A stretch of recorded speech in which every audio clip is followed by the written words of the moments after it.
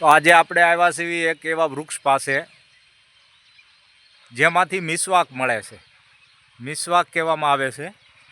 એ મિસવાક શેમાંથી મળે છે, જેને ગુજરાતીમાં આપણે દાંતણ કહેવી છે, ઉર્દુમાં, અરબીમાં જેને મિસવાક કહેવામાં આવે છે.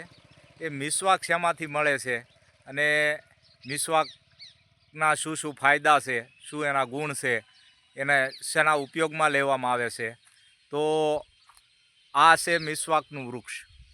એનું નામ છે પીલુડી પણ કહેવામાં આવે છે. અને એમાંથી મેં આજે એક મિસવાક તોડ્યું છે, એટલે કે એક દાંતણ તોડ્યું છે. અને આ દાંતણ મેં ડાળમાંથી તોડ્યું છે. અને આ છે પીલુડીના વૃક્ષો, બે ઘટાટોપ વૃક્ષો છે. આ વૃક્ષો તમે જોઈ શકો છો. એની ડાળીમાંથી પણ મિસવાક લઈ શકો અને એના મૂળ ખોદી અને મૂળની અંદરથી પણ આવા જાડા કટકા તમને મિસવાકના મળી જાય, જે ખૂબ કિંમતી અને ખૂબ ઉપયોગી છે. ખાસ કરીને મુસ્લિમ ધર્મની અંદર આનો ખૂબ મહિમા છે અને ખૂબ એનું માતમ છે. આ બધી નમાજની અંદર નમાજ પડતી ફેલી વજુ કરતી વખતે આ દાંતણનો ખાસ ઉપયોગ કરે છે મુસ્લિમ સમાજની અંદર. અને એટલું જ ઉપયોગી અને દાંત અને મોઢા માટે ખૂબ ફાયદાકારક છે આ દાંતણ, આ મિસવાક. આપણે જોઈએ આ પીલુંનું વૃક્ષ 70-80 વર્ષ જૂનું આ વૃક્ષ અમારા ગામના સીમાડાની અંદર આવેલા છે આ બે વૃક્ષો. અને લગભગ ગામના સીમ વિસ્તાર કે વગડાની અંદર તમને આ જોવા મળશે. આના પાન જો, આની અંદરથી ફળ પણ આવે છે. આ રીતે આની અંદરથી લાલ પીલું આવે છે. અને બસ આ શિયાળાની સિઝન છે અને અત્યારે કાચા છે. આ પાકશે એટલે લાલ થઈ જશે.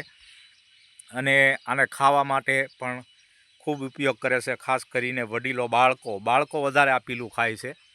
અને તીખું ને તમતમતું આ દાંતણ આવે, એનો તીખો રસ આવે છે આ દાંતણનો. અને લગભગ 15-20 દિવસ સુધી આ દાંતણ રહ્યું એ થોડુંક કટિંગ કરી નાખો એટલે એવું ને એવું લીલું નીકળે. અને લગભગ 15-20 દિવસ સુધી તમે આ એક કટકાનો ઉપયોગ દાંત માટે કરી શકો અને મોઢું એકદમ ચોખ્ખું ને ક્લિયર થઈ જાય. આનું તીખો રસ રહ્યો એ મોઢાના તમામ બેક્ટેરિયાને મારી નાખે અને પાચન માટે પણ એટલો ઉપયોગી આનો રસ હોય છે. તો હાવ મફતમાં મળે છે પીલુંનું દાંતણ, જેનો ઉપયોગ આપણે કરવો જોઈએ. ખાસ કરીને આજે તમને આ મિસવાકના વૃક્ષની માહિતી આપી હતી કે આ મિસવાક શેમાંથી મળે. આ મિસવાક બસ જો આ પીલુંના ઝાડમાંથી મળે.